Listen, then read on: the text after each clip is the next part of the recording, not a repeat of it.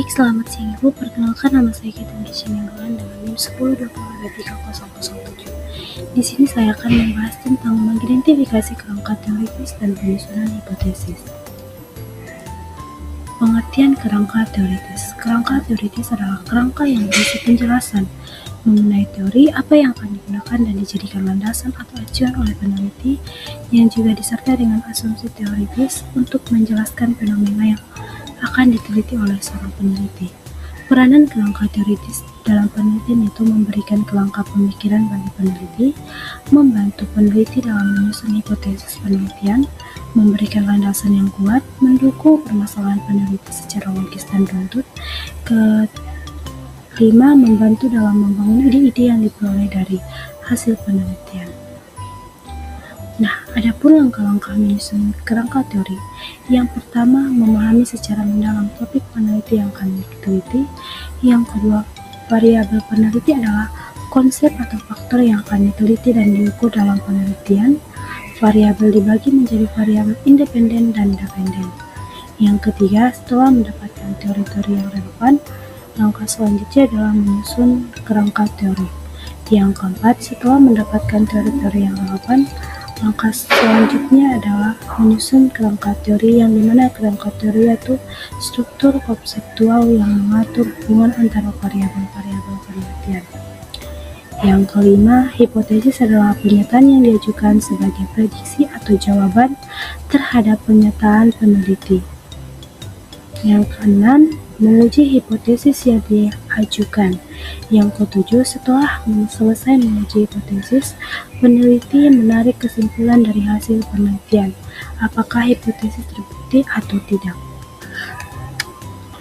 Pengertian kerangka konsep. Kerangka konsep merupakan turunan dari kerangka teori yang telah disusun sebelumnya dalam telaah pustaka.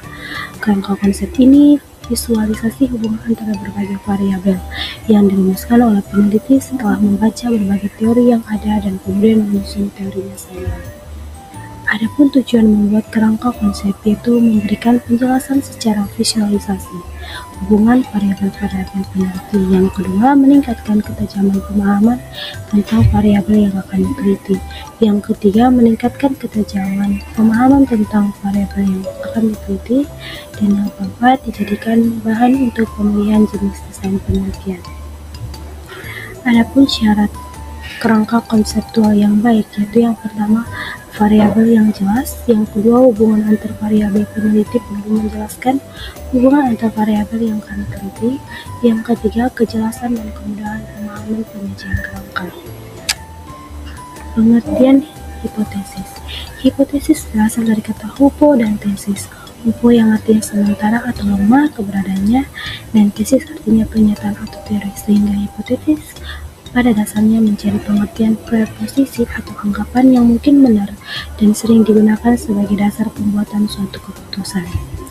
Jenis-jenis hipotesis. Yang pertama, dilihat dari arahnya. Penolakannya ada dua, yaitu uji hipotesis dua sisi atau two tail. Yang kedua, uji hipotesis satu atau sisi atau one tail. Yang kedua, dilihat dari jumlah variabelnya. Yang pertama, simple hipotesis atau hipotesis sederhana. Yang kedua, kompleks hipotesis atau hipotesis kompleks. Yang ketiga, dapat dilihat dari hubungan antar variabel. Yang pertama, hipotesis deskriptif. Yang kedua, komparatif. Dan yang ketiga, hubungan asosiasi.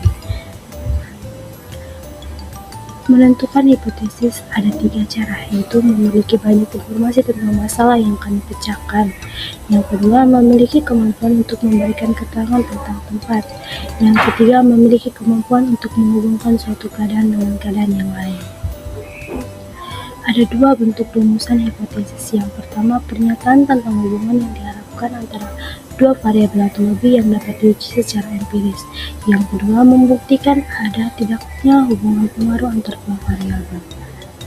Adapun sumber penentu hipotesis yang pertama, ilmu pengetahuan dan pengertian yang mendalam terkait fenomena. Yang kedua, wawasan dan pengertian yang mendalam tentang suatu fenomena. Yang ketiga, materi bacaan dan literatur. Yang keempat, pengalaman individu. Yang kelima, data empiris yang tersedia. Dan yang keenam, analogi atau persamaan. Dan ada kalanya menggunakan imajinasi yang berdasarkan pada fenomena. Ada 3 hambatan merumuskan hipotesis. Yang pertama, tidak adanya kelompok teori. Yang kedua, kurangnya kemampuan peneliti. Yang ketiga, gagal berkenalan dengan teknik-teknik peneliti yang ada untuk merumuskan masalah. Ciri-ciri hipotesis ada 4. Yang pertama, hipotesis dinyatakan dalam bentuk pernyataan. Yang kedua, dapat dinyatakan juga dalam bentuk pernyataan. Yang ketiga, hipotesis harus dapat diuji. Dan yang keempat,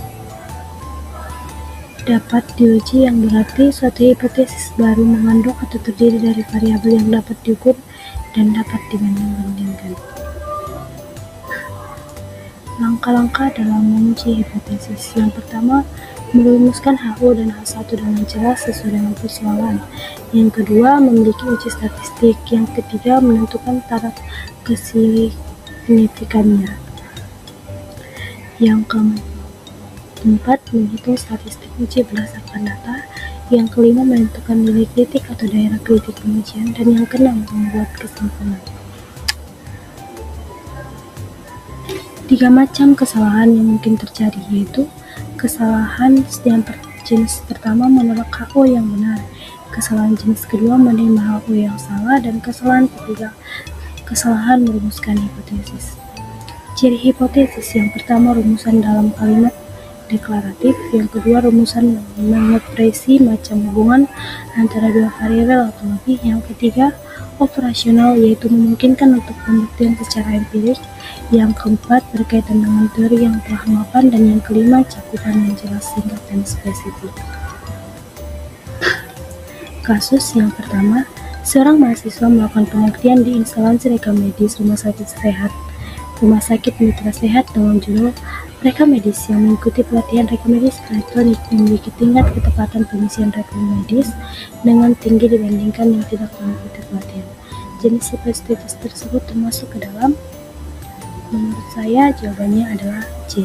Hipotesis direksional atau satu arah, yaitu yang dimana hipotesis menyatakan lebih tinggi dibandingkan, yang artinya ada arah yang jelas atau lebih tinggi, maka termasuk ke dalam hipotesis direksional atau satu arah karena menunjukkan perbedaan dengan arah tertentu.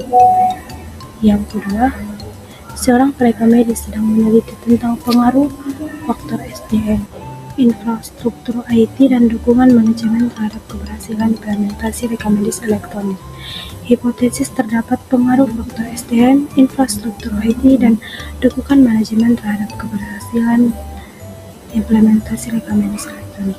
Jenis hipotesis berdasarkan jumlah variabel ini adalah, menurut saya jawabannya adalah A. Hipotesis kompleks, karena yang dimana hipotesis melibatkan lebih dari 2 variabel independen, yaitu SDM, IT, manajemen, terhadap satu variabel dependen, yaitu keberhasilan rekam medis elektronik, sehingga termasuk hipotesis kompleks atau multivariat. Yang ketiga, seorang perekam medis memiliki faktor yang mempengaruhi ketepatan pengembalian rekam medis. Ia membuat diagram yang menggambarkan hubungan antara variabel beban kerja, SOP, dan ketepatan waktu pengembalian agar hubungan antar variabel terlihat jelas.